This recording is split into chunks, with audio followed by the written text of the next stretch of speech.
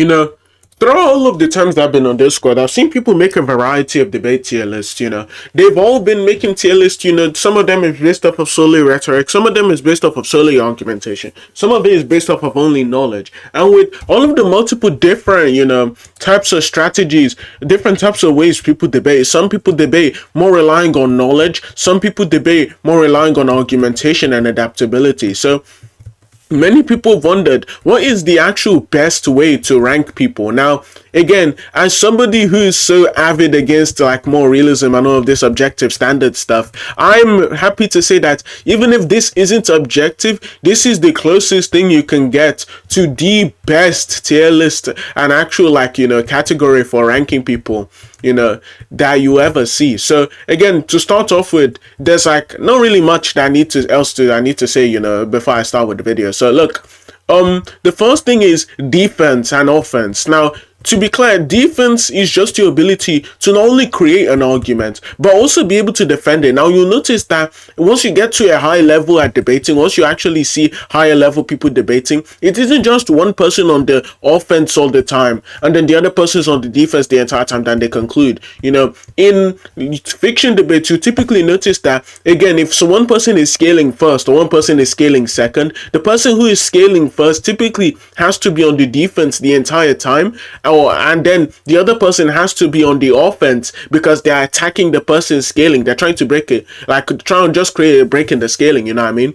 People who are on the defense, they have a much harder time in actually proving their point, actually winning the debate compared to people on the offense. Because even in fiction debating, and this is the framework I'm going to start off with. Even in fiction debating, you notice that if you break someone's quote unquote scaling chain, A over B over C, if you break someone's scaling chain right in the middle or right at the start, then they lose the debate. There's no way of them proving their point anymore unless they make a new one. But most of the time, most people don't. So people who are on the defense most of the time, you'll notice even in philosophy debates, for example, if I'm giving you my moral system and the other person is attacking that moral system, it is much easier to actually attack the moral system, try and find a reductio, try and find an inconsistency compared to actually being able to defend it. So again, generally within debates, defense takes more priority than offense, if you get what I mean. There are mainly two types of offense and defense, or offense I should say, whenever I see people debate. Typically, one of the time is just people giving skeptical defeaters. So basically what they'll do is just keep asking why, and then you notice that at a certain point when they notice that the whys will start looking a little bit dishonest, then they'll just slide in a cheeky little equal interpretation. This is for fiction, by the way. They'll slide in a little cheeky equal interpretation so that then the person's scaling chain just breaks, because equal interpretations are very hard to get past if you don't know how to deal with them. Now in philosophy debates, the same thing. Most of the time, if somebody has a moral system, first, what I've seen people do, and morality is what I'm going to start off with because that's what I care about the most. But what I see people do is either A, keep asking them questions about their moral system, try and find a flaw that you can poke out. Try and find a chink in the armor of the moral system. When you notice that, oh well, this is a view that I could think leads to really implausible conclusions, you try and poke at that, right? Or the other type of approach, and again I'm going to start off with fiction, is the more, how to explain this, the more virtuous approach, maybe, the approach that takes more skill. So instead of actually continuously asking why, most of the time, what I've seen people who take the more virtuous approach, and you'll notice that these people who do that are way more skilled than the people who do the skeptical approach, is instead of actually, constantly asking why, instead they'll actually, give a counterpoint. So for example, if I'm scaling Naruto over Goku over Saitama or something, right? Instead, somebody won't just ask why is X over Y. Instead, they'll say there's direct evidence that X isn't over Y, and that would be the proof. And then, typically, it's very hard for people to do this and actually win, because instead they're putting yourself on the positive and inadvertently putting yourself on the, defense, and still you intend to actually shatter their point and get it across. So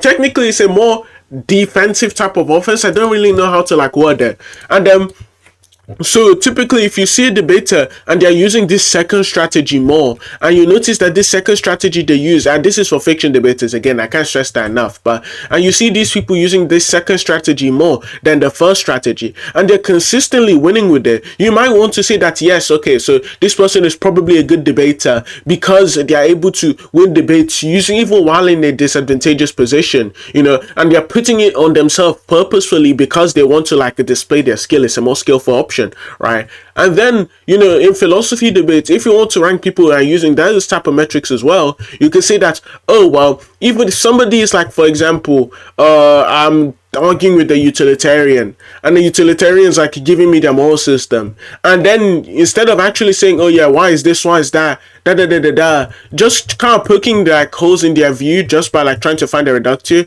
Instead, what they do is just like they posit their own moral system, or they posit their own interpretation of how things should be, or their own like normative ethic, and then they use that and say this one actually it accounts for all of the things yours does, right? And also doesn't lead to all of these implausible like conclusions, and then they open themselves up for being able to be attacked on, oh well, why doesn't it lead to this conclusion, or doesn't lead to that conclusion. They basically, again, like I said before in the other example, it's like quite similar for both of them. They put themselves on the defense, and they are still actually able to defeat the other person's point. So you notice that people who are able to do that way more often, they're generally the better debaters. Now, the way you actually distinguish a knowledge Andy from a good debater is like this. And I know people used to like say that, oh well, knowledge is really valuable, but there's going to come a certain point where you debate somebody and knowledge you just won't, the point you're arguing about, you just won't know about. Now, the ability to actually be able to argue a point competently while knowing less than the other person is just, baseline level argumentation. Now, you may say the other person has more substance in the sense that they know more of what they're talking about. However, they aren't applying it correctly. So, again, you'll notice like in debates you'll see with like Divinity versus Julian, for example,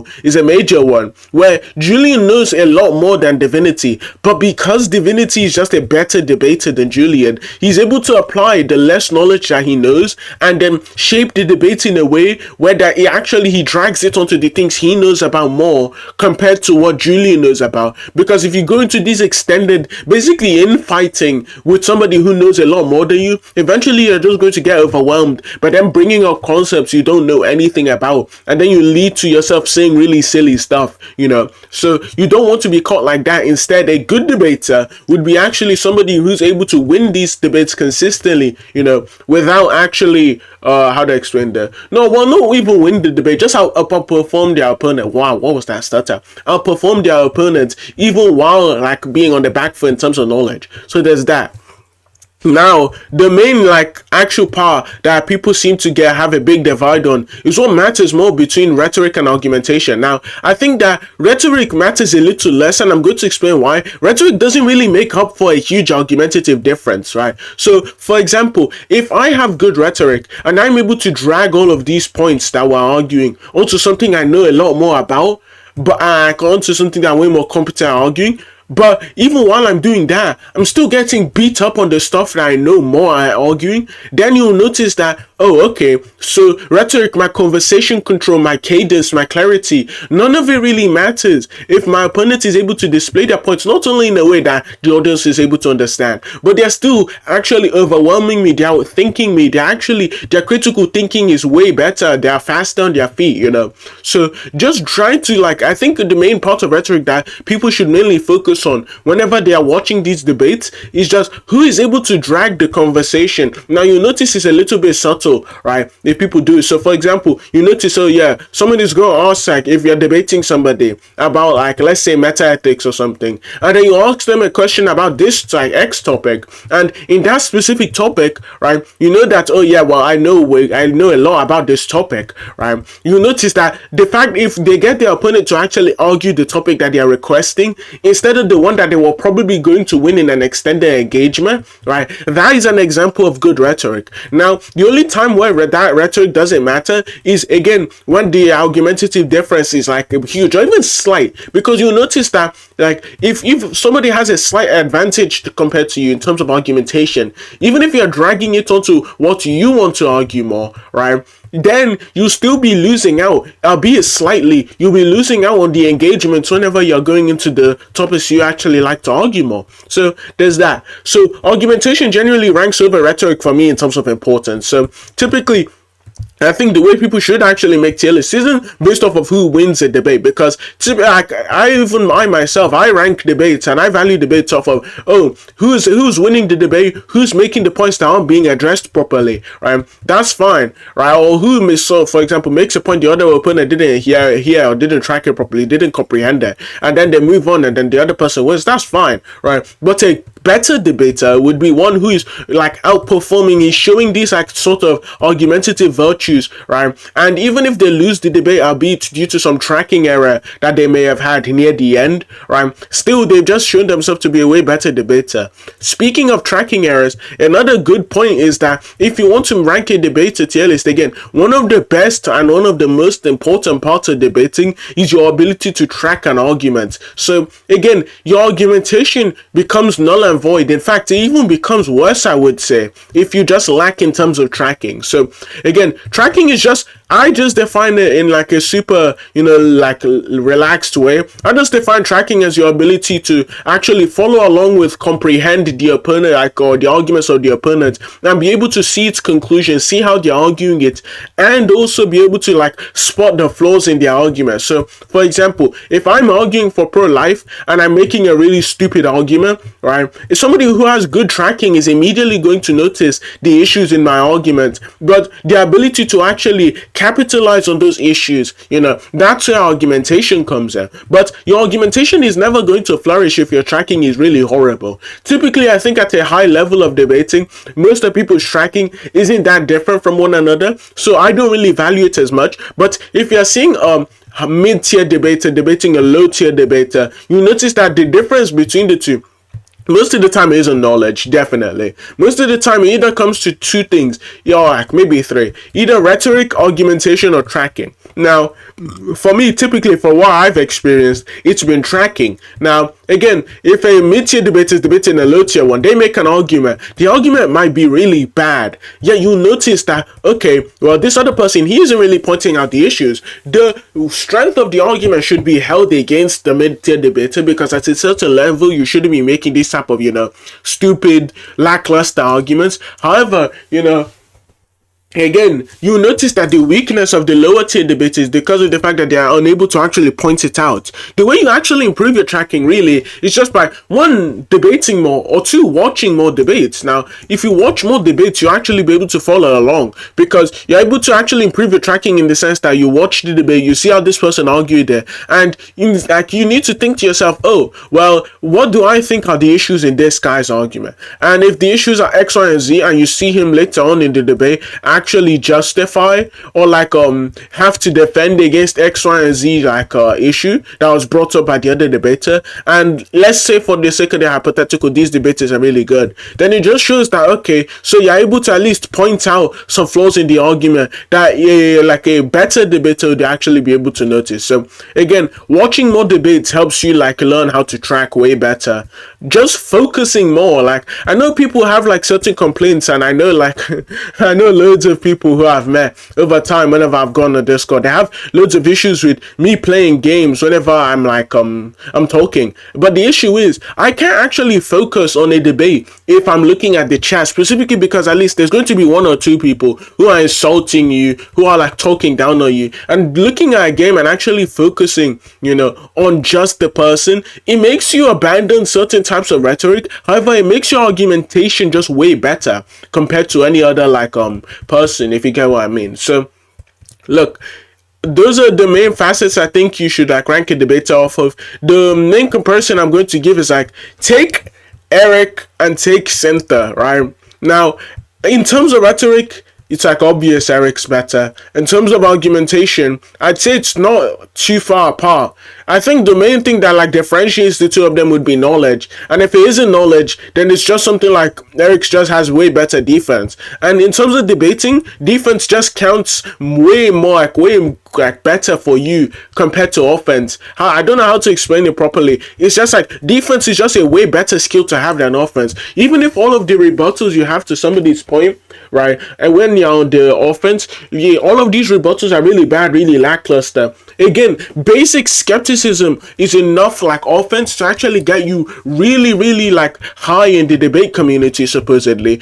Basic skepticism, right? And then instead of actually giving basic skepticism, the only other thing you could do is like, hey, well, your point is wrong because, well, there's evidence for my point being right. So that's the reason why your point is wrong. And then you just move it to who has way better defense. Now, these people who have way better defense, again, they are obviously going to win these like these engagements if they actually are able to drag it onto something they know way more about. And you'll notice that defensive debaters typically rely a lot more on rhetoric than offensive debaters, which is like, again, fine, because you notice that most of the offensive debaters are just asking why a lot.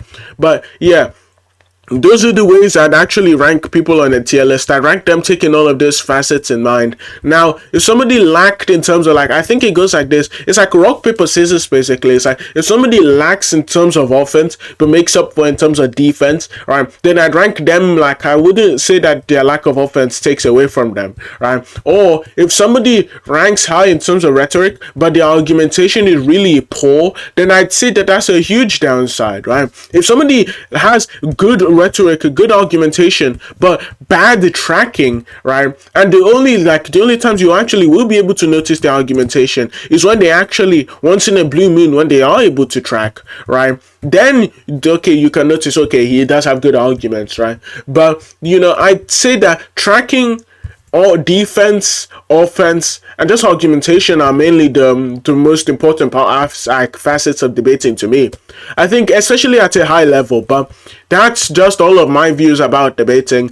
I know there are certain people who rank debating off of who convinces the most amount of people, but it's like obviously nobody ranks debaters that way, because instead of actually turning it to who has the better ideas, who is able to present their ideas and actually defend them better, it goes into just sort of a popularity contest where you could say that, oh, well, people are more receptive to his type of voice compared to the other guy's type of voice. So if he's winning polls all the time, then he's probably going to win, or he's probably the better debater. Like, that's obviously false. Especially when you notice that if you leave this sort of community where they're winning consensus in all of the time, and you go to a community where there's like everyone agrees there's just way smarter people in there, right? Obviously, you notice that, like, yeah, you just simply notice that like, these people aren't winning consensus as much, because again, different communities value different things. For example, the philosophy community, they value substance, right, more compared to argumentation, right? And they value substance way higher, way higher compared to rhetoric as well. So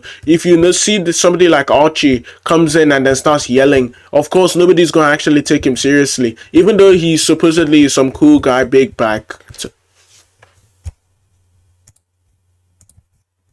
Anyways, there was a brief intermission because my sister came home from work for some reason. But yeah, but you notice that like even people like Archie, who are supposed to be considered some cool, really good debater in the fiction community, which his opinion has gone down a little bit compared to in other communities, he just is lacking. But yeah, that's basically it. There's nothing really else to talk about. If you like the video, please remember to like and subscribe. Again, Exility, I have an open challenge out for you. You can come to Skype here anytime, any place, anywhere. If you just debate me without a loud mic, you know you're gonna lose. If you debate anyone without a loud mic, you know you're gonna lose. But yeah, that's it. This has been Shinra, and I'm out.